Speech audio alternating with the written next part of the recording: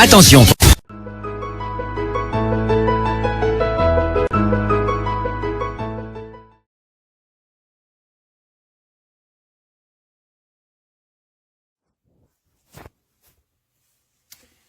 Salut, voilà, je commence donc l'émission déjà, en espérant que certains d'entre vous allez nous rejoindre, n'est-ce pas?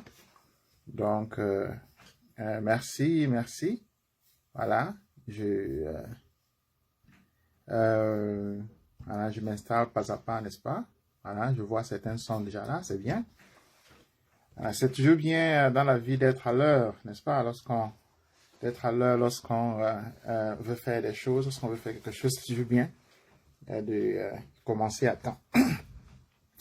Pour ceux qui sont en train de nous joindre, n'est-ce pas?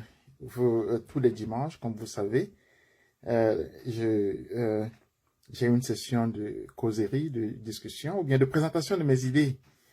Parce que c'est important, n'est-ce pas, que je présente mes idées.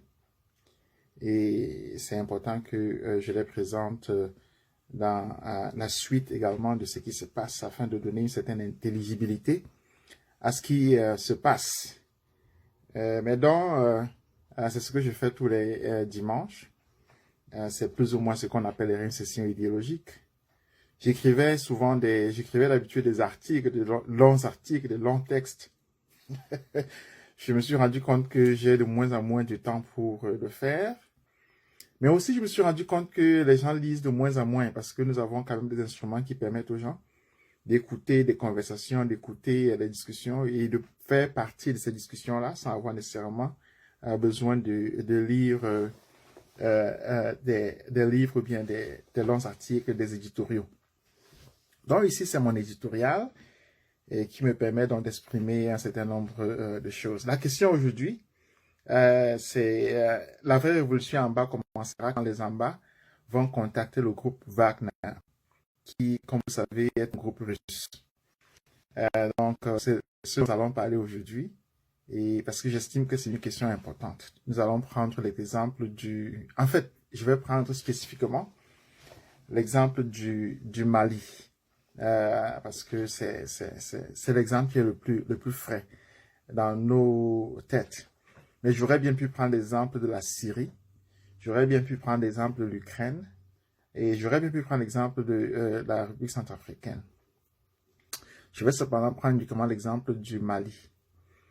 Mais j'en profite pour dire que ces sessions-là, c'est important que vous achetiez les livres. C'est important que vous participiez. Parce que je suis communautariste. Je crois au communautarisme et je pense que les communautés doivent s'organiser. Et je pense que les communautés, lorsqu'elles s'organisent, elles peuvent fonder leur autonomie. Elles peuvent se libérer et elles peuvent donc articuler leur propre point de vue sur la base des instruments de leur propre choix. Donc c'est ce que moi je fais. Je l'ai fait au Cameroun, vous avez vu. Et je le fais je l'ai fait à l'étranger, vous avez vu. C'est-à-dire que les instruments que vous voyez là, évidemment Facebook, mais surtout les livres, il faut bien sûr les acheter, c'est-à-dire les t-shirts comme ceci. Ça permet de financer des actions. Et spécifiquement, ça permet aux prisonniers de survivre. Ça permet d'aider, n'est-ce pas? C'est pas moi qui m'occupe des prisonniers, je ne mène plus les campagnes. Mais ça nous permet donc de participer à leur suivi, n'est-ce pas? Ça nous permet d'aider à leur suivi. Donc, il ne faut pas seulement s'asseoir et puis écouter parce qu'on veut entendre, mais il faut aussi participer. Donc, c'est pourquoi je me suis dit, tous les dimanches, je vais faire ces prises de parole pendant 1 heure. Avant, lorsque je me mouvais, mais lorsque les réseaux sociaux n'existaient pas encore, ce que je faisais, c'est ce que les autres écrivains font encore, c'est-à-dire que je me mets dans l'avion, je m'en vais soit au Congo, soit, je sais pas trop, au Mali, soit dans n'importe quel pays, je parle devant une quinzaine de personnes et on me paye un peu et puis je reviens. Donc j'ai décidé de changer de formule, de changer de manière de travailler. Et donc c'est pourquoi je fais ces présentations du dimanche afin de maintenir une conversation permanente avec notre peuple. Et donc, c'est ça le but. Donc, participer, c'est un peu, la formule, c'est un peu celle de l'Église aussi. C'est-à-dire, à l'Église, à la fin du culte, n'est-ce pas, il y a une collecte de fonds. Il y a une collecte de fonds qui permet à l'Église elle-même de survivre. Donc, c'est comme ça qu'on permet à l'Église d'être autonome et donc de fonctionner. C'est la même chose ici.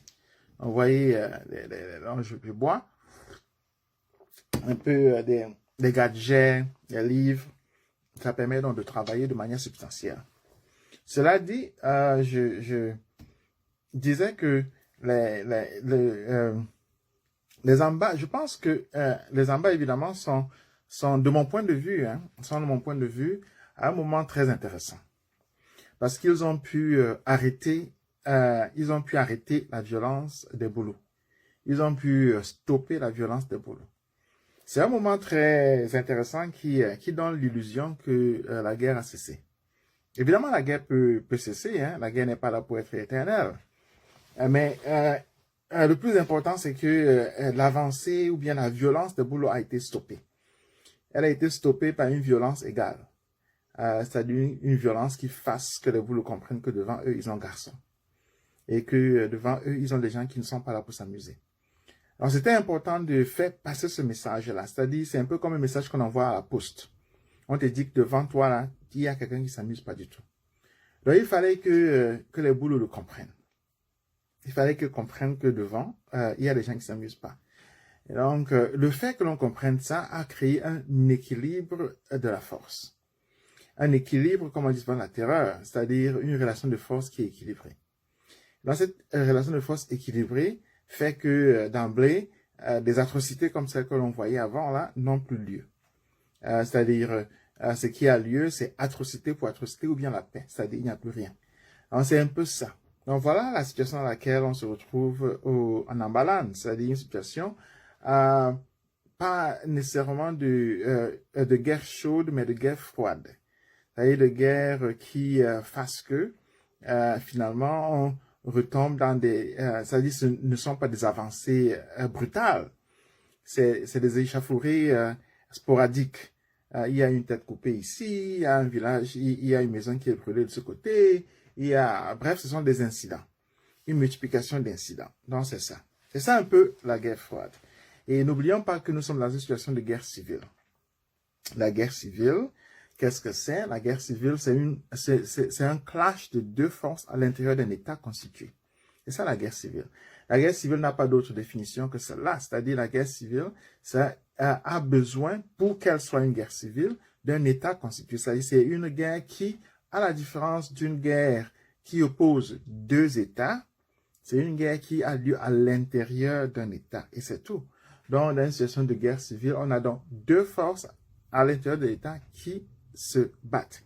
Les deux forces n'ont pas besoin d'être des armées constituées. Ça veut donc dire que comme c'est un pays qui est autonome, qui est indépendant, il y a l'une des armées qui sera constituée et l'autre armée qui évidemment sera faite de citoyens, qui sera faite de vigilantes, comme on dit, c'est-à-dire des gens qui n'ont pas nécessairement, qui ne sont pas nécessairement des soldats, mais qui après 2 ans, 3 ans, 4 ans, 5 ans, 10 ans de guerre, n'est-ce pas, sont des soldats. Donc, ont l'habitude de soldats, ont la réaction des soldats, ont l'armement nécessaire pour se battre, même s'ils n'ont pas les bataillons d'une armée constituée. Ça veut donc dire qu'on aura donc une guerre non conventionnelle.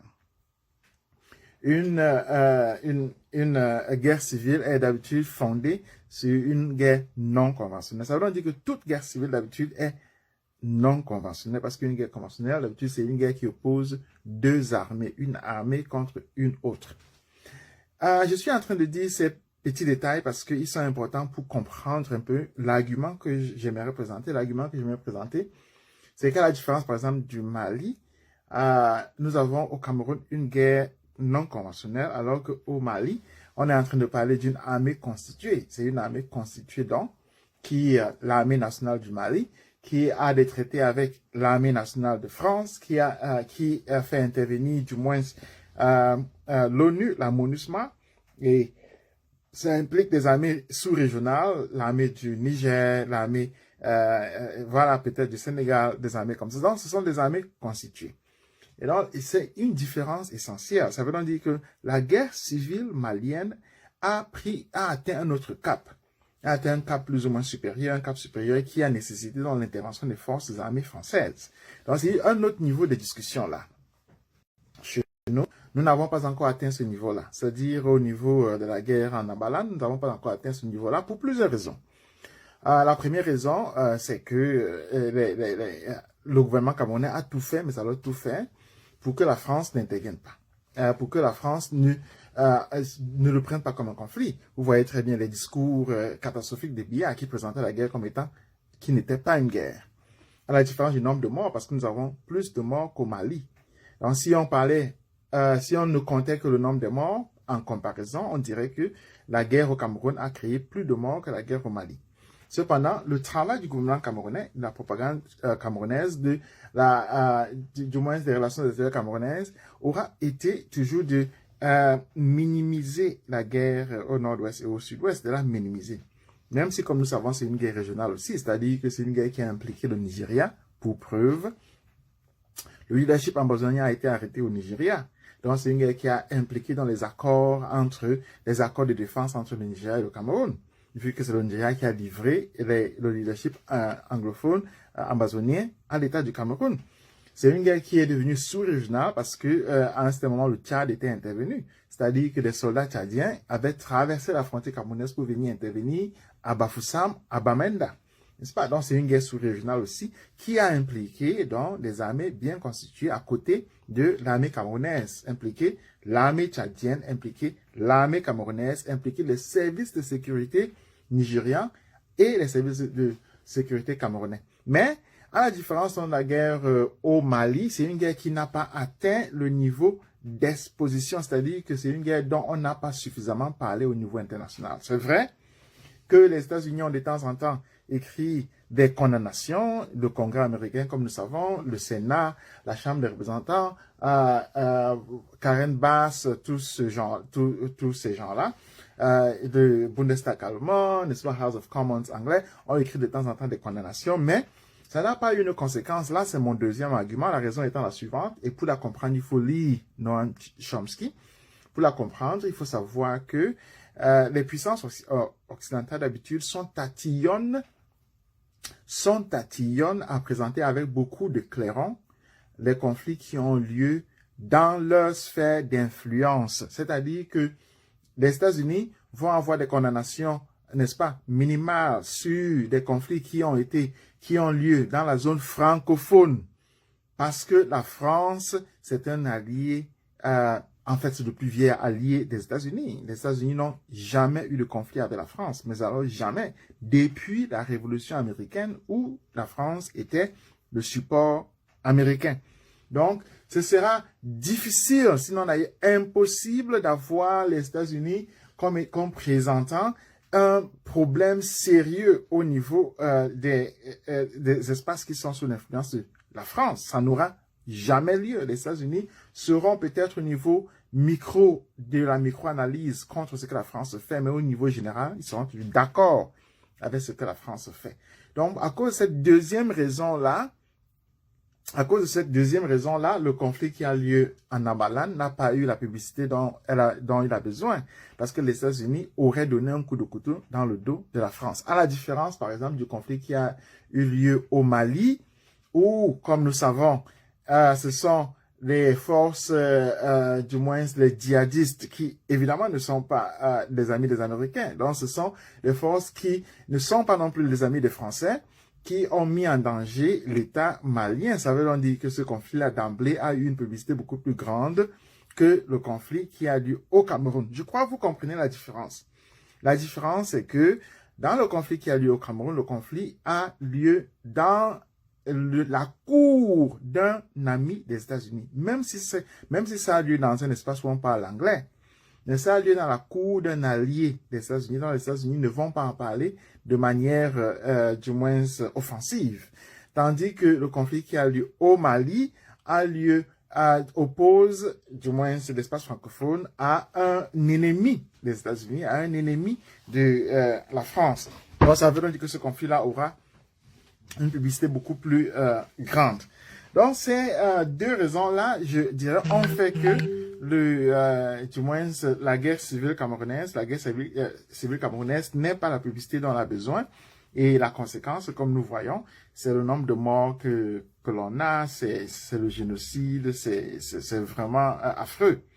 Bref, c'est une tragédie extraordinaire parce que le conflit camerounais est pris pratiquement en sandwich par des amis. C'est un peu comme si tu arrives chez ton ami, il est en train de battre sa femme. Ce serait évidemment logique de courir vers la police, appeler la police. Mais les amis, d'habitude, leur réaction sera de calmer d'abord, de ne pas aller vers la police, mais de calmer d'abord, même s'il est en train de battre sa femme. Donc, de faire que le conflit reste à la maison. C'est un peu ce qui se passe avec le conflit en Nambaland. C'est-à-dire que malheureusement, il n'a pas eu du moins l'exposition nécessaire. La mesure de cette exposition-là, c'est par exemple le fait que le conflit au Cameroun, la guerre civile au Cameroun, ne soit pas un sujet durant la campagne présidentielle en France. C'est la mesure la plus immédiate. C'est la mesure la plus immédiate. Le fait que le conflit au Cameroun, la guerre en Amala ne soit pas un sujet dans la campagne présidentielle en France. Je dois avouer que pour moi, c'est un échec. C'est un échec parce que lorsque je suis sorti de prison en 2017, mon but, je dois vous le dire vraiment, c'était que en 2022, c'était pour moi ça le cap. C'est en 2022 que la guerre civile camerounaise soit un thème durant la campagne présidentielle en France. C'est vrai que beaucoup de personnes avec qui je travaille ne le comprenaient pas suffisamment clairement, c'est-à-dire surtout les gens du MRC. Ils avaient d'autres ambitions que je ne partageais pas. Ils ne comprenaient pas que la présence du MRC, même déjà sur la scène politique, n'était possible que parce que les anglophones n'avaient pas voté. Parce que le Nord-Ouest et le Sud-Ouest avaient fait un boycott total. Ça veut donc dire que c'est pourquoi Kamto avait pu passer. Ils n'ont pas pu comprendre ça. Ils se disaient qu'il y avait une importance historique dans sa présence sur la scène politique. Alors que toute analyse sérieuse aurait compris que c'est la guerre au Nord-Ouest et au Sud-Ouest, c'est-à-dire c'est le génocide qui est la base même de la présence du Cameroun sur la scène internationale. Bon, j'avais souhaité qu'en France, n'est-ce pas, que ça devienne un thème de campagne, mais comme nous voyons tous, ce n'est pas un thème de campagne en France. Ça veut donc dire que nous avons grosso modo échoué. Il y a des raisons exogènes et puis endogènes qui sont liées à ça. J'ai mentionné la raison endogène. La raison exogène, c'est peut-être que le Cameroun a toujours eu une politique de silence par rapport à ses propres massacres. Donc, c'est une continuation. Mais ce qui est beaucoup plus intéressant, je dirais, c'est ce qui est le plus intéressant d'ailleurs, c'est que le Mali a pu réussir là où le Cameroun a échoué. Le Mali est un thème de campagne en France. Donc, c'est essentiel. C'est essentiel.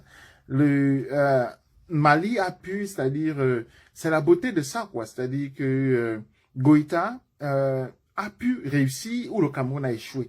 Je le dis avec vraiment beaucoup de profondeur parce que j'étais au Mali.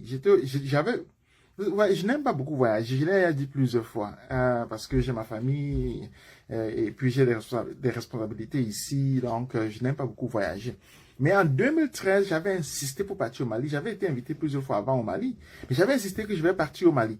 Parce que je voulais entendre les Maliens, je voulais comprendre le problème, je voulais savoir pourquoi est-ce que soudain le Mali se retrouvait dans une crise qui était absolument extraordinaire. Et je m'étais rendu compte que j'avais écrit tout ça sur ma page, Tout ça est sur ma page. Je m'étais rendu compte que le Mali a exactement les problèmes du Cameroun. Exactement. Si vous rentrez sur ma page, mes premiers postings sur le Mali, vous allez voir que j'analyse en comparaison. Je me rappelle que ma première arrivée au Mali, à l'hôtel, j'étais assis et donc je regardais la télévision et puis je leur ai dit, c'est absolument extraordinaire. J'ai l'impression que lorsque votre télévision passe, c'est un peu comme celle du Cameroun, c'est-à-dire que c'est une seule tribu qui parle, c'est une seule tribu.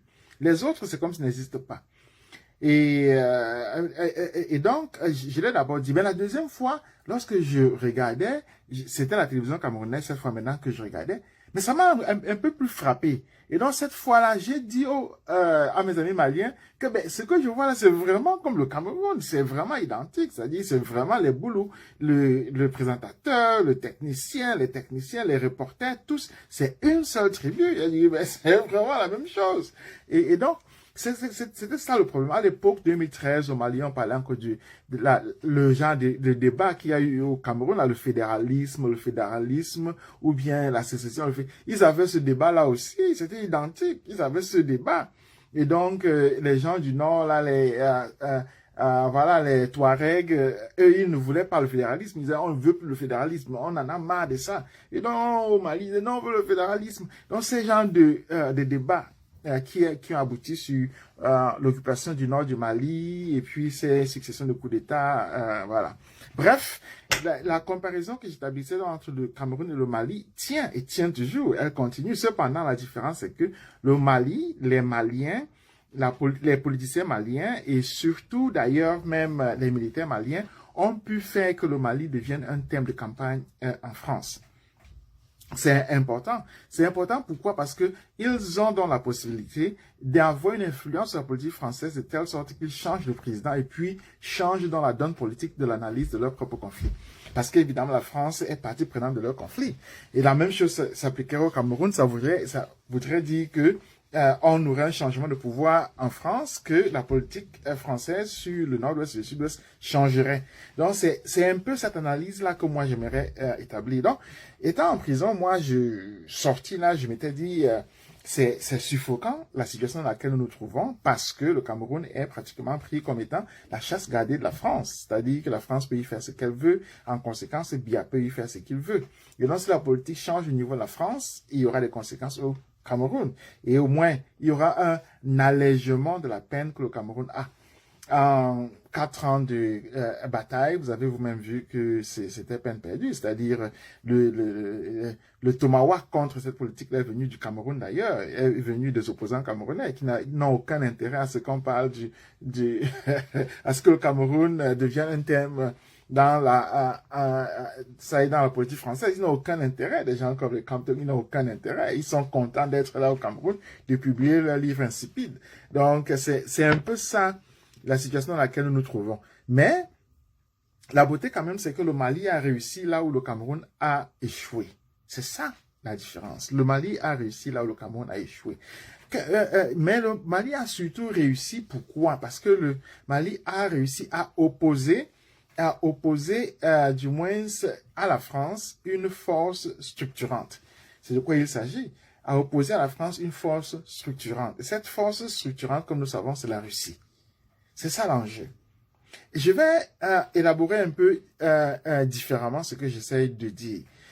L'une des difficultés des forces progressistes africaines depuis les années 80 a toujours été des opposants. Bon, parce que l'opposition depuis les années 80 est plus ou moins libérale. C'est-à-dire, on a des gens comme les Wade, on a des gens comme les Macky Sall, on a des gens qui viennent finalement de la Banque mondiale. On voyait même au Cameroun des gens comme vraiment, ça fait pitié. Les gens comme les Monga, ils viennent à la Banque mondiale, ils viennent nous dire qu'ils sont opposants. Et donc, c'était vraiment amusant, quoi.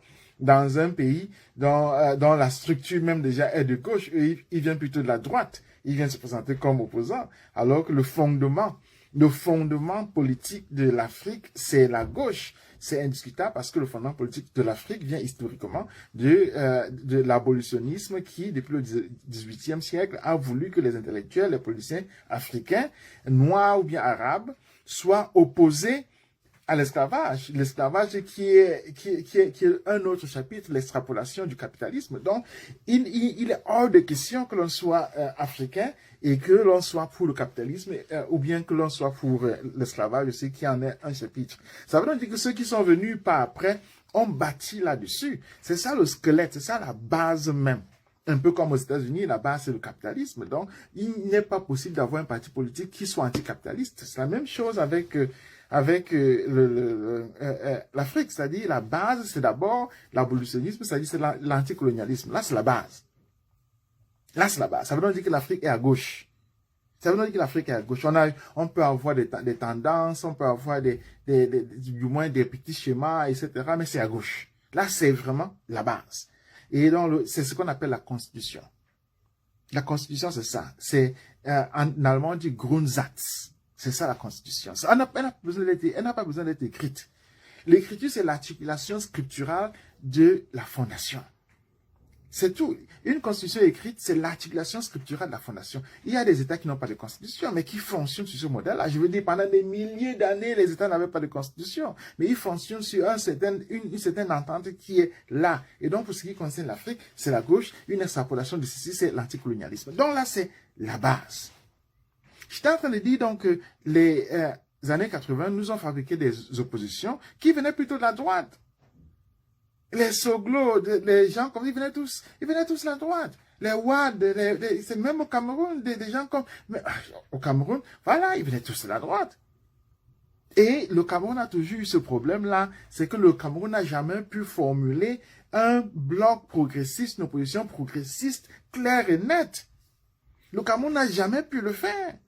Jamais. Il faut lire moi, je passe mon temps à lire. Ces derniers temps-ci. J'ai un peu dit que j'essaie un peu de comprendre ce qui se passe avec notre pays parce qu'il faut voir que le Cameroun a raté tous les rendez-vous de la gauche. Tous les rendez-vous de la gauche, le Cameroun les a ratés. Prenons le moment où l'Union soviétique était la plaque tournante, de la gauche. Demandez quels sont les Camerounais qui étaient là-bas. Quels sont les Camerounais qui étaient, on parle toujours des Wandje, les Moumié, les Oumyobé, on parle toujours de tout ça. Quels sont les Camerounais qui étaient en Union soviétique lorsque l'Union soviétique était la plaque tournante de la gauche? Autrement dit, pourquoi est-ce que les Camerounais n'étaient pas là-bas?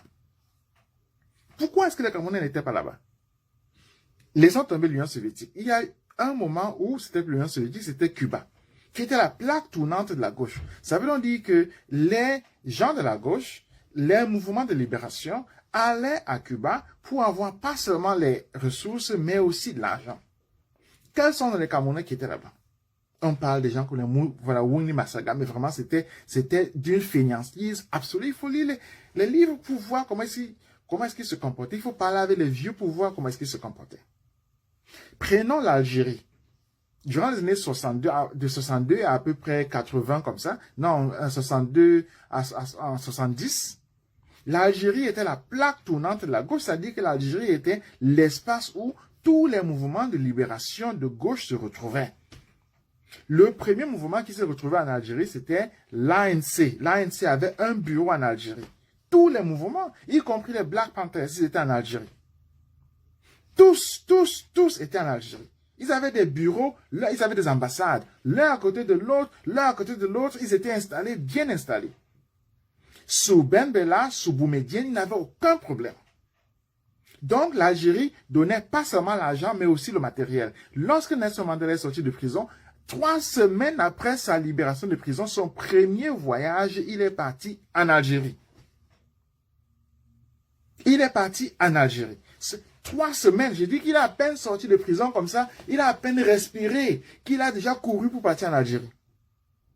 Ma question c'est, quels sont les Camerounais qui étaient en Algérie? Qui sont-ils? Dites-nous donc, on nous dit Moumié, Wandje, dites-nous, quels sont les Camerounais qui étaient en Algérie? Quels sont les Camerounais qui avaient un bureau en Algérie pour structurer une opposition partant de la gauche? Qui sont-ils? Donnez-moi les noms. Qui sont-ils? 1, 2, 3, 4, 5. L'Algérie a rendu l'indépendance du Mozambique possible. L'indépendance, n'est-ce pas, de la Guinée-Bissau possible. L'indépendance, en fait, la libération de Nelson Mandela possible. Pour commencer par là, parce que l'ANC avait le premier bureau de l'ANC à l'extérieur de l'Afrique du Sud, c'était en Algérie. Donc, quels sont les Camerounais qui étaient en Algérie? Il n'y en a pas. Vous allez voir, les gens viennent, ils portent des grandes vestes, ils parlent, ils tiennent les grands discours, mais au niveau de l'organisation structurelle, de l'organisation stratégique puis tactique, ils sont absents. Ils sont absents. Et lorsque vous rentrez dans les textes, mais j'ai le texte ici dans ma librairie, j'ai le texte ici, tout le texte. Vous allez vous rendre compte que lorsqu'il y a une discussion stratégique et puis tactique, les Camerounais sont absents. Et lorsqu'ils sont présents, les Camerounais sont les seuls qui se perdent dans des discussions absolument nihiliste. C'est-à-dire que le genre de discussion, d'insultes que vous voyez là, sur Facebook, là, avec les tantinats, le cul de ta mère, le ceci, le cela, les détournements de fonds, les détournements d'argent, n'est-ce pas? C'est le même comportement qui se retrouve dans les années 70 lorsque vous lisez le livre Cameroun. Lisez le livre Cameroun. Où est-il d'ailleurs? Lisez le livre Cameroun, vous allez voir. Je reviens.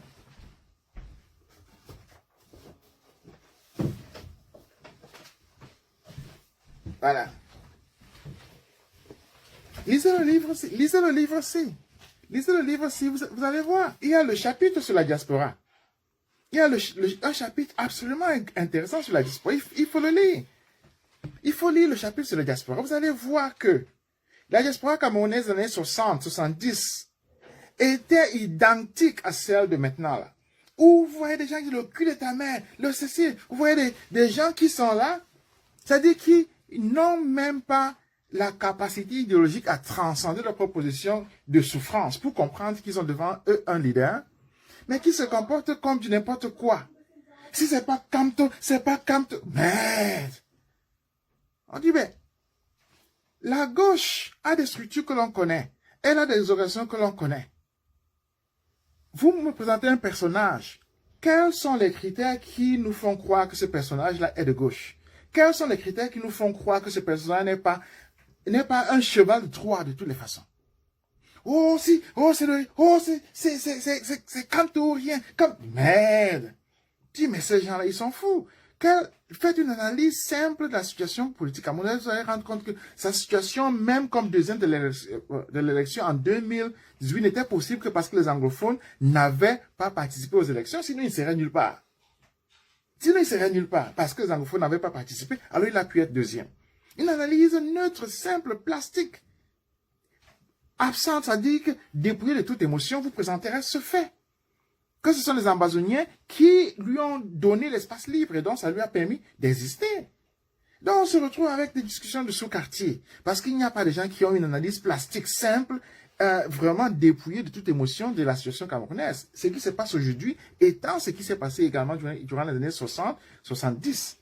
La conséquence est que à tous les moments où la gauche a pu structurer sa position stratégique pour pouvoir s'organiser en ayant un centre de gravité, le Cameroun a été absent.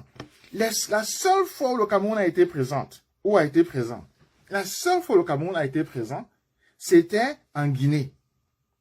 C'était en Guinée. C'est-à-dire avec Wandji parce qu'ils avaient une base en Guinée. Et bien sûr, Wandji est rentré au Cameroun. Donc, et après le retour de Wandji au Cameroun, c'était fini.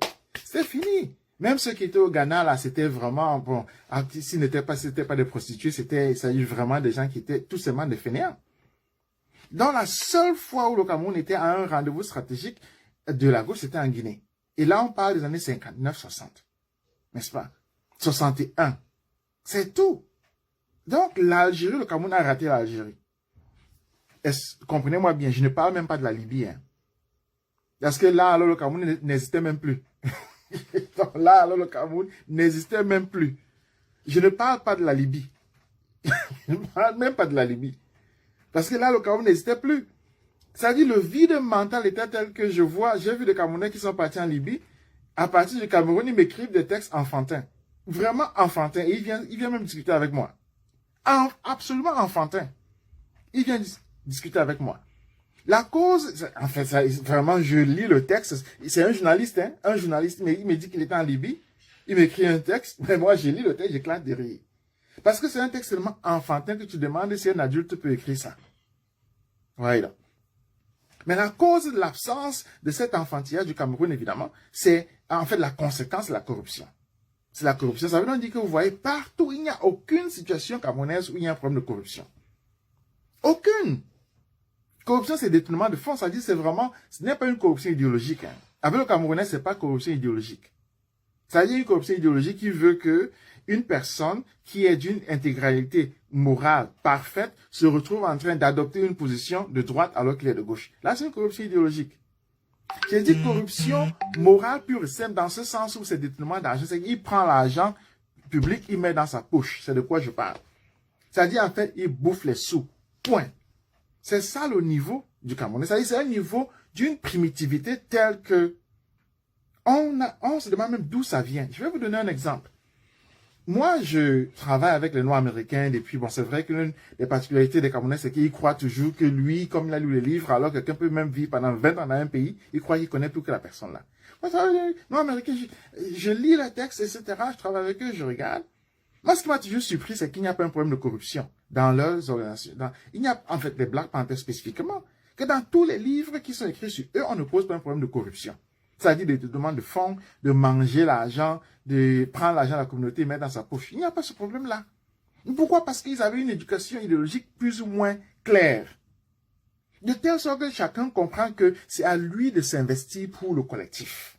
Ouais, donc, avec un peuple qui déjà ne comprend pas ça, des gens qui m'écrivent pour me demander de l'argent parce qu'ils se marient, parce qu'il est en train d'accoucher, parce que sa femme est en train d'accoucher, il vient me demander de l'argent. Il dit, mais mon ami, on a des centaines de prisonniers là qu'il faut nourrir. Toi, tu baises une fille, et puis tu as l'enfant, et puis tu écris aux gens qu'on te donne l'argent pour pouvoir nourrir ton enfant. Mais c'est absolument extraordinaire. Va chercher un travail. Si tu ne peux pas faire un travail d'opposition politique, va chercher un travail. C'est la moindre des choses, va chercher un travail. Oh, et c'est comme ça que finalement, vous voyez, le problème devient dans la rue parce qu'on lui a fermé la bouche sur l'escroquerie. Alors, vous voyez, il se met à t'insulter partout, t'insulter. Et ça résume plus ou moins la situation camerounaise, c'est-à-dire un enfantillage idéologique, un enfantillage même humain, personnel, qui fait que finalement, n'est-ce pas, ces insultes-là se transforment en insultes sur le tribalisme, c'est parce que tu es bamiliqué, ou bien tu es un tribaliste parce que c'est comme ça les Camerounais, hein. À un certain moment, quel que soit l'argument, on revient, tu dis qu'il est tribaliste. Je dis, mais mon ami, et vraiment c'est quelqu'un qui a 40, 50 ans, et c'est comme ça qu'il pense. C'est vraiment l'enfantillage total, quoi. La conséquence de tout ça fait que le Cameroun a été absent de tous les croisements idéologiques qui ont lieu. Absent. Depuis 61. Absent, absolument absent. De tous les croisements idéologiques. Or, ces croisements-là sont porteurs de changement. C'est ça le problème. Ces croisements-là, ça dit l'Algérie par exemple, ça dit la Libye par exemple, avant ça la Guinée, sont porteurs de changement. Dans ce sens où ce sont des espaces où on reçoit d'une part de l'argent, d'autre part des financements. Je vais prendre la Guinée. Parce que même la Guinée, il faut y réfléchir. La Guinée ne pouvait pas financer le mouvement de changement. Il faut lire Nelson Mandela pour le comprendre. Parce que lui, il est très amusant. Il dit que lorsqu'il est allé en Guinée, Sékou Touré, au lieu de lui donner de l'argent, il lui a plutôt donné son livre. Ça veut dire que être en Guinée, c'était une perte de temps. Un pays qui est intéressant, c'est l'Algérie. C'est pourquoi je reviens sur l'Algérie. Le Cameroun a été absolument absent de l'Algérie. L'Algérie étant intéressante, pourquoi? Parce que l'Algérie avait le pétrole. Donc le pétrole algérien a été utilisé pour financer le mouvement de libération et donc pour constituer la gauche. Une opposition, pour résumer ce que je suis en train de dire, une opposition ne peut être sérieuse que si elle est assise sur un socle idéologique constitué. Et un socle qui correspond à l'histoire politique de ce continent-là. Comme quoi l'Afrique est à gauche. Une opposition qui n'est pas assise sur ce socle-là n'a pas de chance. Une opposition qui n'est pas seulement absent de ce socle-là, mais en même temps aussi rate tous les carrefours où la gauche se constitue en termes de solidarité, en termes d'entente. Une telle opposition n'a pas d'avenir. Et même si on prend tout simplement le flotambo, je prends souvent l'exemple des petites oppositions qu'on voit en Afrique là, que ce soit uniquement les petites oppositions francophones. Est-ce que vous avez vu les opposants du Cameroun là être en relation avec les opposants du Niger, être en relation avec les opposants même du Gabon, être en relation avec les opposants du Togo, du Sénégal, pour constituer une alliance stratégique? Ils ne sont pas. Chacun est lui seul dans son coin. Voilà de quoi je parle. C'est-à-dire un socle idéologique. Un socle idéologique qui fasse que l'opposant du Sénégal comprenne que l'opposant du Cameroun, c'est son ami. Je vais prendre l'exemple du jeune du Tchad. Là. Le jeune du Tchad il a été invité en Côte d'Ivoire par Gbagbo parce que Gbagbo a cette mentalité-là. Pourquoi? Parce que Gbagbo, c'est le seul qui, sortant des années de braise, a pu constituer une opposition en se basant sur le travail de la gauche. Gbagbo, c'est le seul, c'est pourquoi il est regretté. C'est pas parce qu'il était parfait, c'est parce qu'il avait une architecture qui se bâtissait sur le travail de la gauche. C'est ça, Laurent Gbagbo. On peut lui reprocher A, B, C, D, il est vraiment absolument imparfait. Mais sur ce côté-là, il faut le reconnaître, c'est-à-dire qu'il a succès, il s'appelle le jeune du Tchad là. Gbagbo l'a automatiquement invité pour pouvoir faire de telle sorte qu'il y ait au moins cette collaboration-là qui a une importance. Pourquoi? Parce que ça permet aux anciens de former les nouveaux, de donner, de passer leur bâton aux nouveaux, de donner leur savoir stratégique et tactique aux nouveaux, mais aussi ça permet de bâtir un grillage qui fasse que si tu as des problèmes, par exemple, au Gabon, ou bien au Tchad, ou bien au Cameroun, que tu saches que tu n'es pas seul, qu'il y a une solidarité internationale qui te permet de survivre. C'est de quoi il s'agit. C'est ça une opposition. Voilà. Voilà donc, c'est ça ce que j'appellerais le lit. C'est ça le lit, c'est ça le lit. Ce lit-là est idéologique. Il est idéologique. Le reste, ce sont les survivances. Ça veut dire que lorsque le lit-là n'existe pas, il est très facile d'avoir des opportunistes, d'avoir des opportunismes, des opportunistes, mais il est aussi très facile de rater des opportunités. Il est très facile de rater des opportunités parce qu'on n'a pas le conseil, n'est-ce pas, de ceux qui sont les anciens et on n'a pas une alliance avec ceux qui sont ceux de ton temps. Donc on va rater des opportunités. C'est aussi simple que ça. C'est un peu ça la base de ce que je suis en train de vous présenter et qui fait que lorsque je pose la question de savoir si les anglophones veulent vraiment commencer une révolution en Amba, c'est que ce qui se passe au Mali devrait les concerner. C'est-à-dire que si les anglophones, si les Amba veulent vraiment commencer une révolution, et la véritable révolution, c'est que ce qui se passe au Mali devrait les concerner, tout comme ce qui se passe en République centrafricaine devrait les concerner.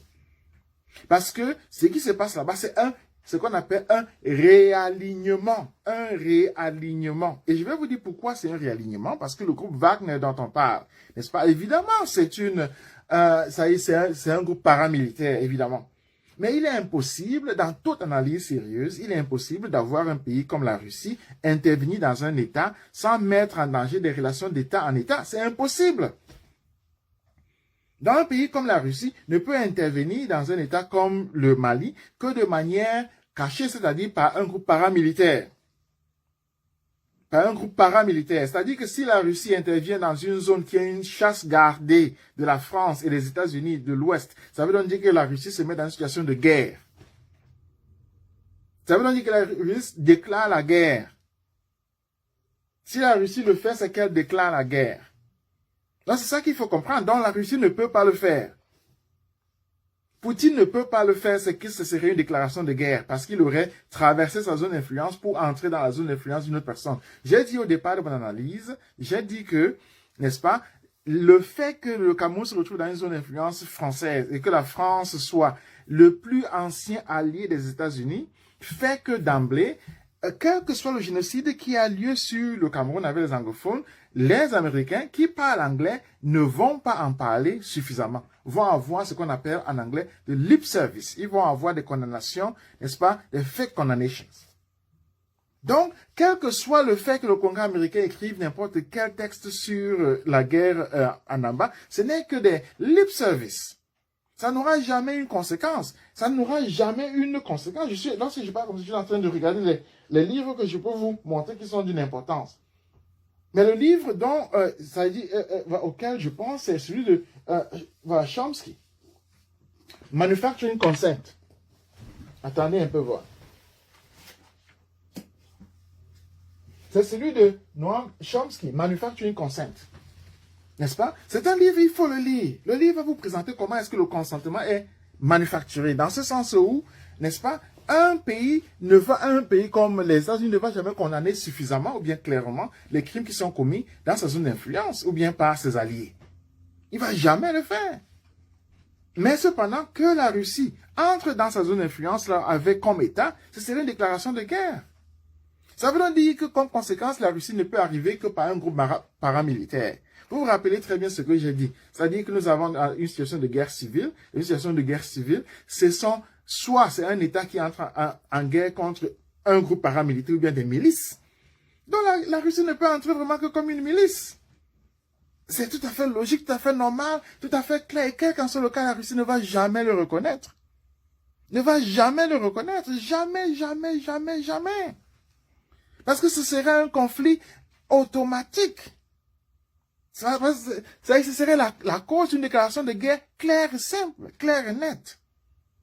Donc la Russie ne pourra jamais le reconnaître. J'ai vu l'interview, j'ai vu lorsque Poutine parlait là, un journaliste français qui dit, qui demande à Poutine si le groupe Wagner est lié à l'État-russe, aucun président ne dirait oui. Ce serait comme demander au président américain, n'est-ce pas, si Blackwater, qui était en Irak, n'est-ce pas, ou bien en Afghanistan, si Blackwater, c'est le président américain qui leur a donné l'ordre d'intervenir. Mais la guerre en Irak, en Afghanistan, pendant de nombreuses années, n'était menée que par des groupes paramilitaires. Il y a d'ailleurs des exemples absolument faramineux où ces groupes paramilitaires venaient en Afrique, venaient au Sierra Leone, au Libéria, recruter des Africains pour partir combattre en Afghanistan et en Irak sous le titre des États-Unis.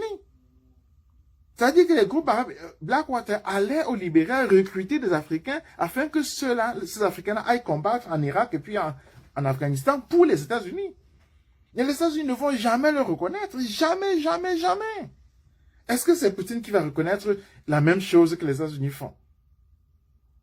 Et je ne prends que cet exemple-là. Parce qu'il faut donc comprendre la situation dans laquelle un État se trouve pour se défendre. Mais surtout, il faut comprendre comment est-ce qu'un réalignement est nécessaire et puis se fait. Donc la question qui se pose, c'est, avec les Amba, est-ce qu'ils sont capables, vu que la France, les États-Unis, condamnent le conflit qui a lieu, condamnent du moins leur propre victoire, le fait qu'ils aient pu arrêter l'avancée des Boulous, le fait qu'ils aient pu contraindre les Boulous à ne plus commettre un génocide comme ils le faisaient. Est-ce que les Amba vont se satisfaire de ça? C'est-à-dire d'arrêter tout simplement le génocide? Ou bien est-ce qu'ils veulent vraiment constituer un État? Est-ce qu'ils veulent vraiment être libres? Est-ce qu'ils veulent vraiment être libres? Et s'ils veulent vraiment être libres, est-ce qu'ils vont continuer la même absence des Camerounais francophones sur la scène de la gauche? Si vous regardez la page, cliquez un peu la page Blackwater, vous allez voir vous-même les conflits dans lesquels ils sont intervenus. Tous ces conflits-là, ce sont les conflits dans lesquels l'ancienne gauche intervenait. Tous. Que ce soit en Syrie, la Syrie n'a jamais été du côté des Occidentaux. Jamais. Assad, la famille Assad, c'était l'un des premiers alliés, n'est-ce pas, de l'URSS.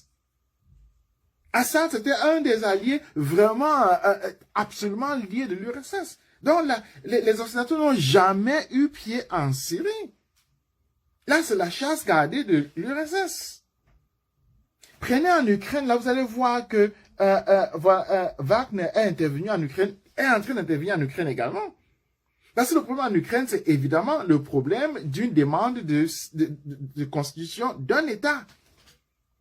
Par la minorité russe qui est en Ukraine là. Ils veulent constituer un État. Et ils ont le support donc de la Russie. C'est ça le problème. Donc, quel que soit les bruits qu'on fait en Ukraine là, c'est un État qui veut se constituer. Un État pro-russe, c'est-à-dire en fait, des minorités russes veulent avoir un État. C'est un peu comme au Cameroun, les anglophones veulent avoir un État. Mais on a déjà eu des sessions là-dessus où j'ai expliqué que la situation anglophone est difficile parce que le Nigeria ne s'est pas encore retourné contre le Cameroun. Pour des raisons que nous avons déjà analysées. Mais pour revenir sur le groupe Wagner, évidemment le groupe Wagner est en train d'intervenir en Ukraine aussi. Évidemment, ils interviennent en Ukraine. Évidemment. Mais alors oui, ils interviennent. Évidemment. La même chose en République centrafricaine, ils sont intervenus. Donc, c'est même indiscutable, ils sont intervenus en République centrafricaine. Donc, c'est indiscutable. La même chose, évidemment, au Mali. Ça veut donc dire que le groupe Wagner, c'est la longue main de l'État russe. C'est la longue main de l'État russe. Mais aussi, le groupe Wagner, c'est plus ou moins la possibilité par laquelle, n'est-ce pas, une survivance de l'espace de navigation de l'ancienne gauche existe encore.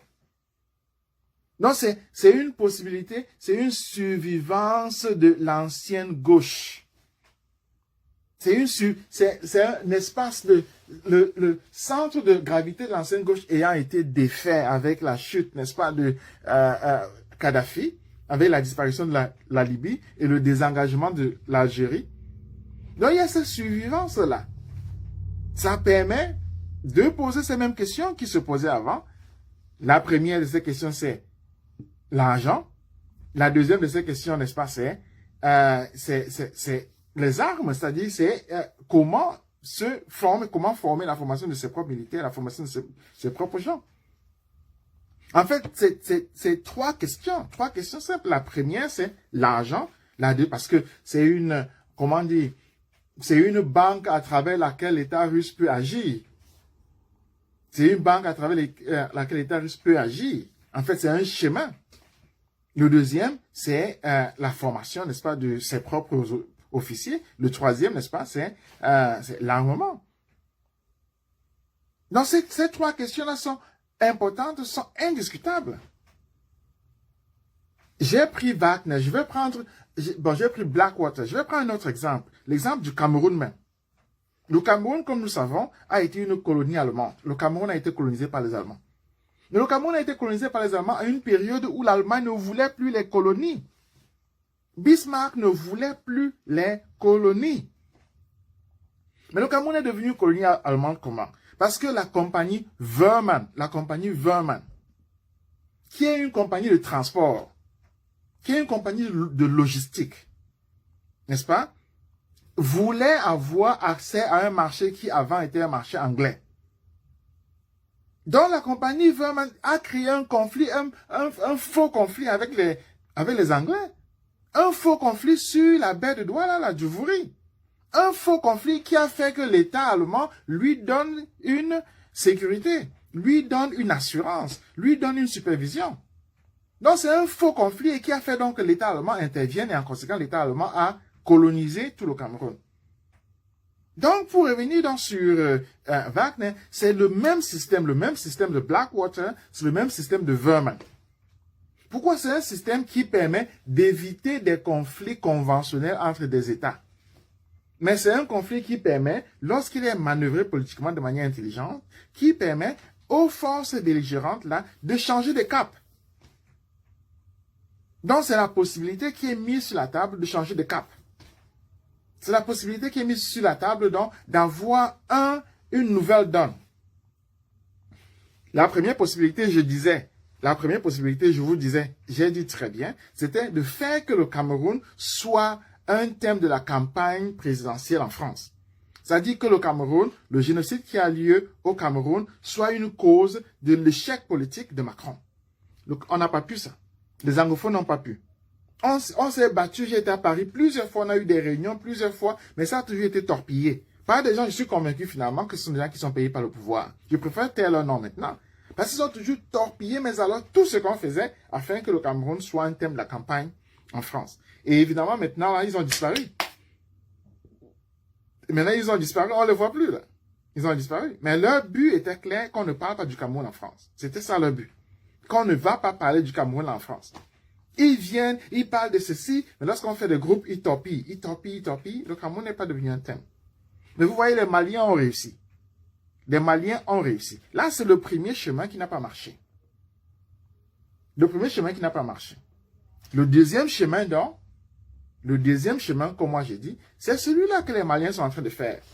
C'est-à-dire que les Maliens ont pu, en réorganisant, en réalignant leur propre position, n'est-ce pas, mettre déjà Macron en ballottage, c'est-à-dire faire que Macron va perdre les élections.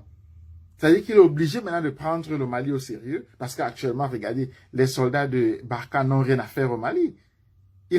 Macron a fait petite déclaration là où il disait qu'ils vont partir au Niger. Le Niger a automatiquement dit qu'ils ne vont pas venir ici. Le Niger a automatiquement dit que non. Que non, on ne les veut pas, on ne les veut pas, on ne les veut pas. Donc les soldats de Barkhane, jusqu'à ce que l'élection présidentielle finisse, sont en train de tourner de tonton là dans le désert. Ils n'ont rien à faire, ils tournent là au désert, ils tournent.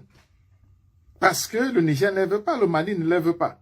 Donc la conséquence de ce double refus-là fait qu'ils n'ont rien à faire. Mais ce double refus-là n'est possible que parce que on a au Mali quelqu'un qui a compris que l'enjeu c'est de redéfinir les thèmes, n'est-ce pas? Redéfinir les thèmes de l'engagement avec la France. On le redéfinit pas seulement en faisant de grands discours, en faisant de grandes marches. Non. On le redéfinit en mettant une relation de force suffisamment puissante qui fasse que la France soit obligée de changer de cap. Soit obligée de changer de cap. C'est-à-dire en changeant la relation de force.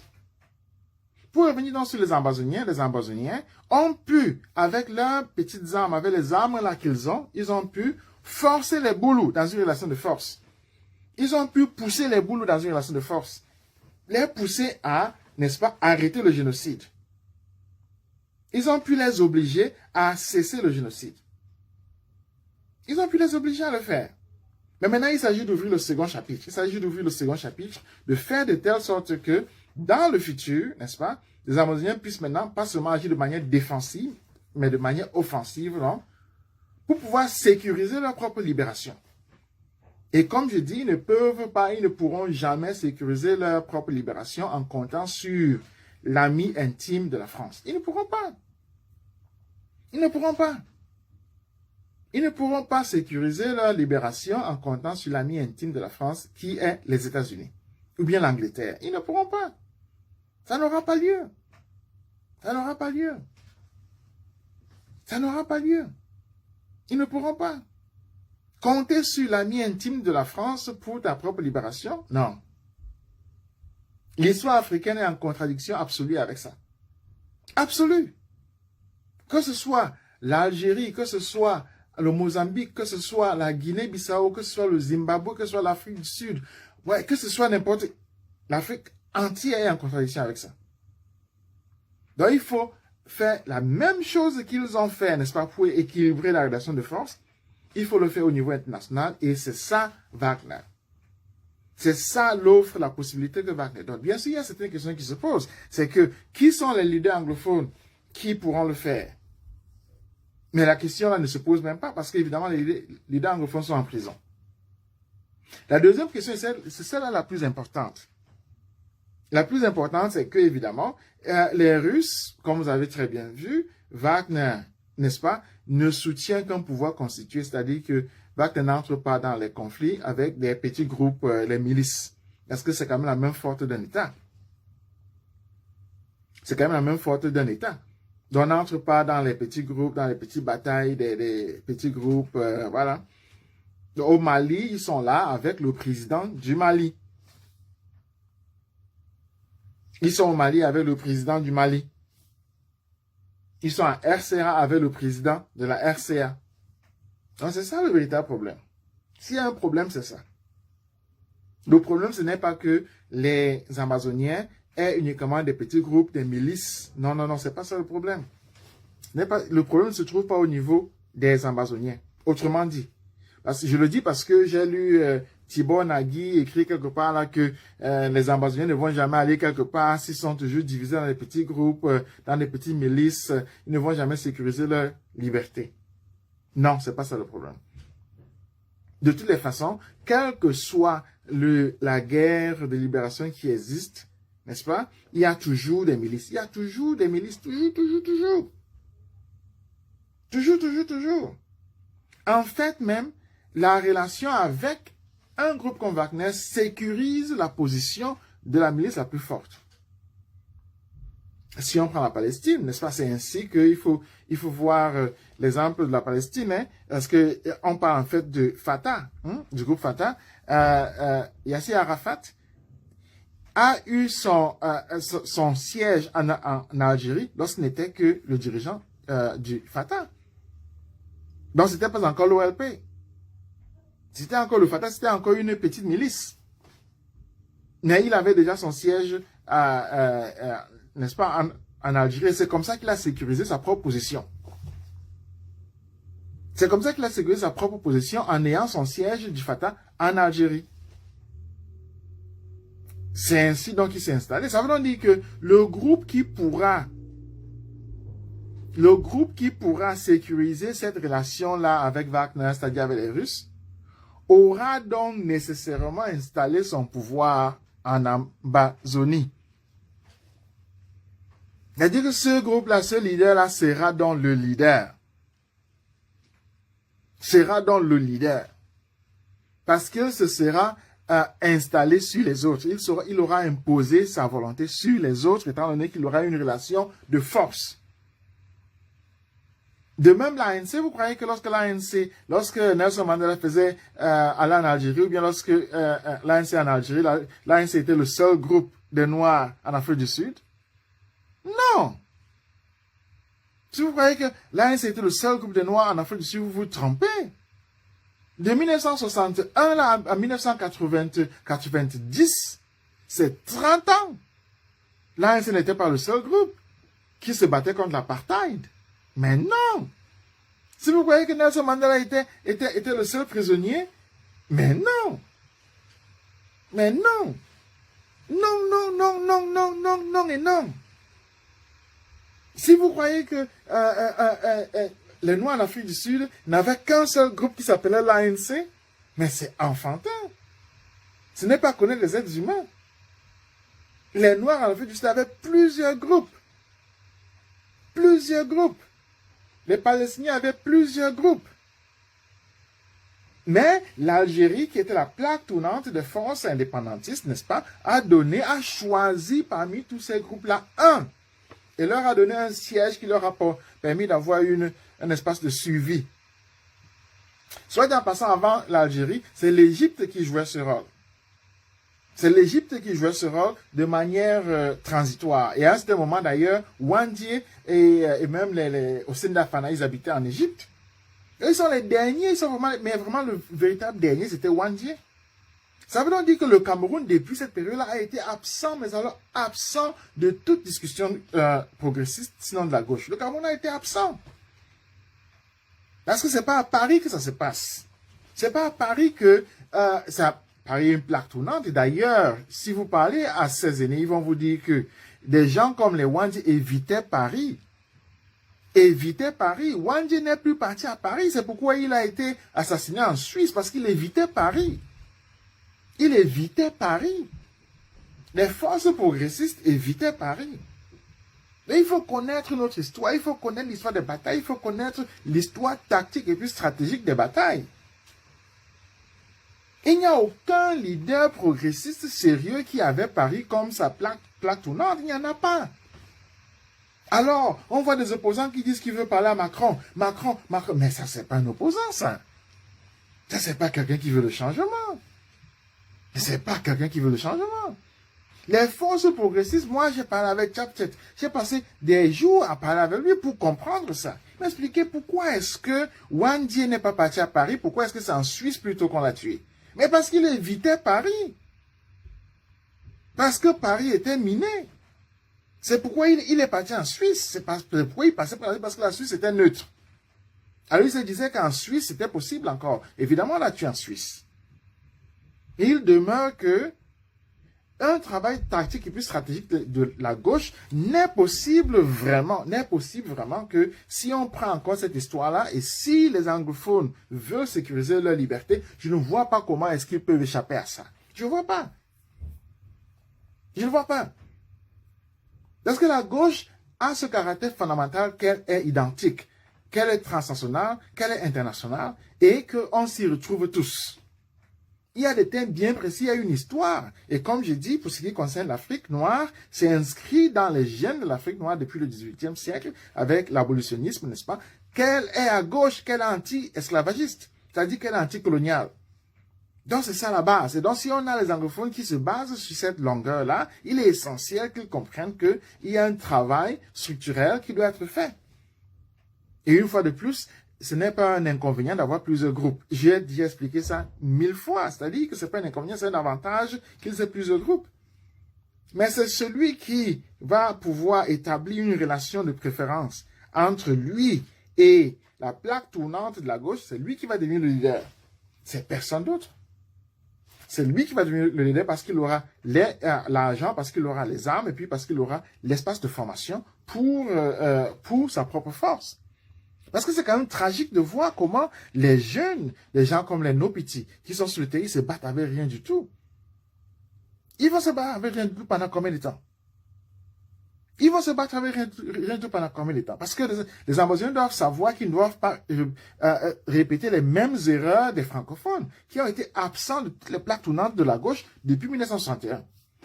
Les Ambazoniens n'ont pas le droit de répéter ça. Donc, ils doivent faire un travail structurant. Ils doivent faire un travail de relation, c'est-à-dire de se bâtir dans une continuité avec la gauche et puis dans une continuité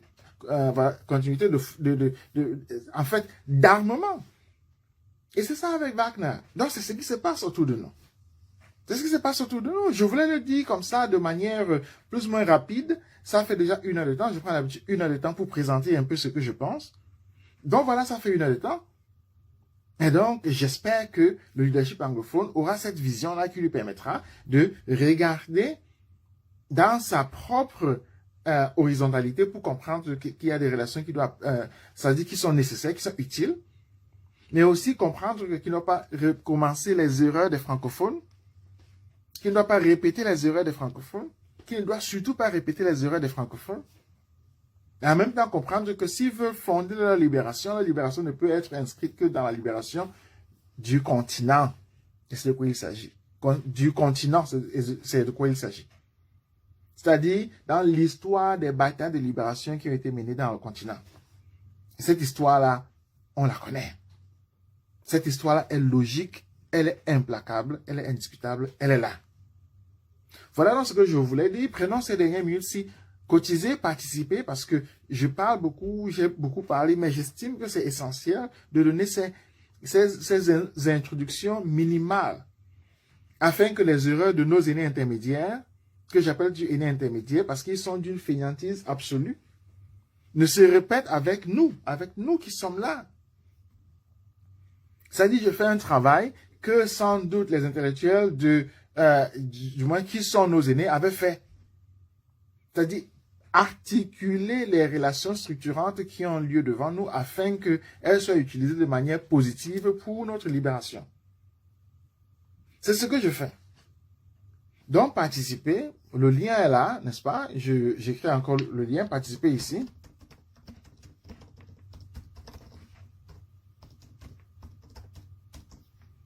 Voilà, participer ici. Et donc, on pourra...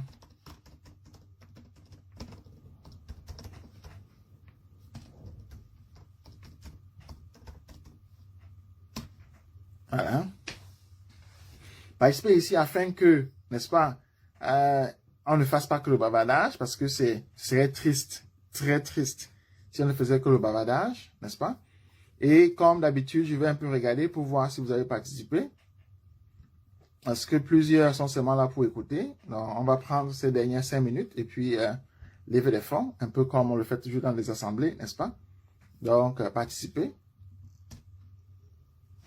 Voilà, participer. Je vois personne n'a encore participé. C'est absolument extraordinaire. Personne n'a encore participé.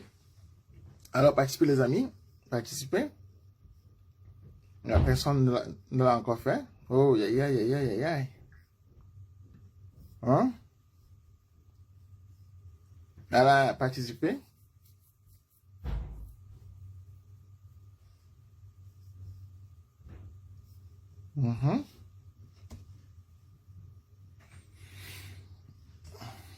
Voilà, les amis. Maintenant, c'est la cotisation, hein. C'est la cotisation, hein. Vous avez écouté, vous avez dit oui, oui, oui, oui, oui, hein. Oui, oui, oui, oui, oui, mais il faut participer, là.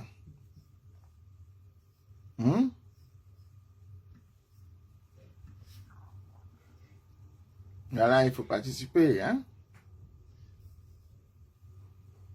Je sais, on dit oui, oui, oui, on écoute, mais il faut participer. Il faut participer. Voilà.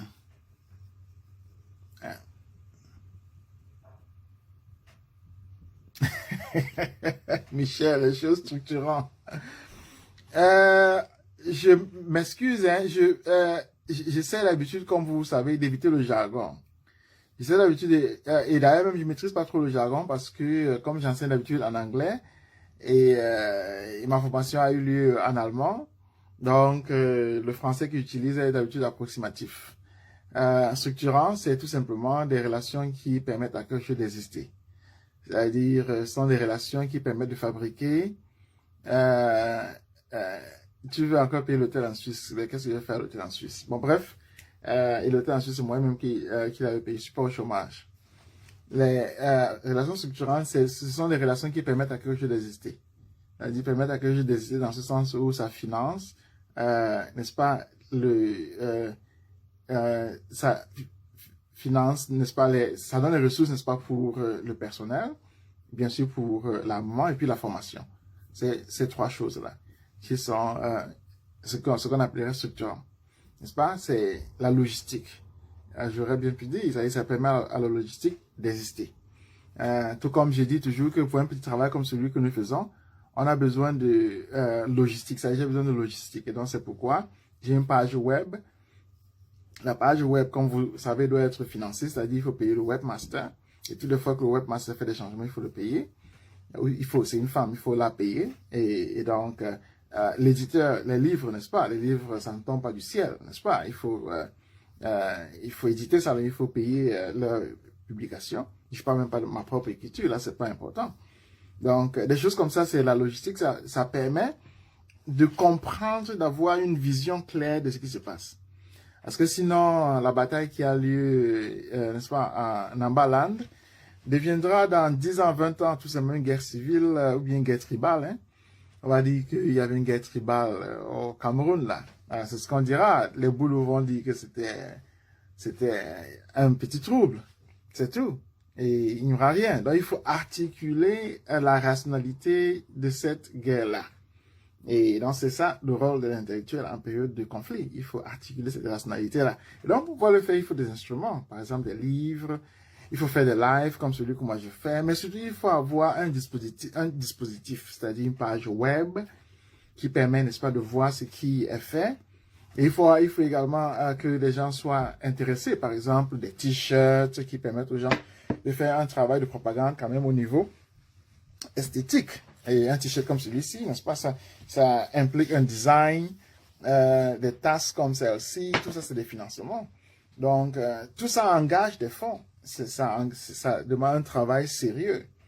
Et sans ça, hein, dans 10 ans, 20 ans, on va vous dire que c'était une guerre tribale, c'était des troubles. Un peu comme à l'ouest, là, au Cameroun, on disait qu'à l'ouest, ce sont des troubles. Donc, si on ne fait pas un travail d'intelligence, la guerre qui est menée là retombera tout simplement dans l'oubli et puis la France dira qu'il n'y avait rien, que rien n'a eu lieu là-bas. Alors, il faut pouvoir faire un travail idéologique et donc pour ça, il faut avoir des instruments. Je suis en train d'expliquer, Michel, de quoi est-ce qu'il s'agit. Parce que si je ne le fais pas, c'est pas les Blancs qui vont le faire à notre place, hein, c'est pas les Blancs. Là, il faut que je le fasse, il faut que des gens le fassent. Ah oui, je vois, quelqu'un a participé. Monique, merci. Oui, je voulais te dire, personnellement et individuellement, merci beaucoup. Je crois que je vais vraiment te ruiner. Merci beaucoup, crois-moi. Le travail que moi je fais, c'est aussi le tien. Nous nous réunissons collectivement parce que, évidemment, j'y ai tellement mis mon propre argent que je ne réfléchis même plus et que ma propre épouse a finalement compris que c'était la moitié de ma propre existence. Et c'est pourquoi, je crois, plusieurs personnes comprennent à la longue que qu'un écrivain, l'écriture, ça l'appauvrit plutôt. Et un écrivain qui est enrichi par l'écriture, en fait, n'en est pas un. Donc, c'est ce genre de travail que je fais. Et plusieurs qui sont liés à des écrivains ou à des politiciens sérieux, à des idéologues, comprennent que ce travail idéologique, c'est vraiment une existence propre. Donc, c'est ma manière de dire merci beaucoup, merci beaucoup. Et donc, contribuer, et donc, voilà, je m'arrête ici et passez un bon week-end et à dimanche prochain. Salut. Merci beaucoup, Monique, merci.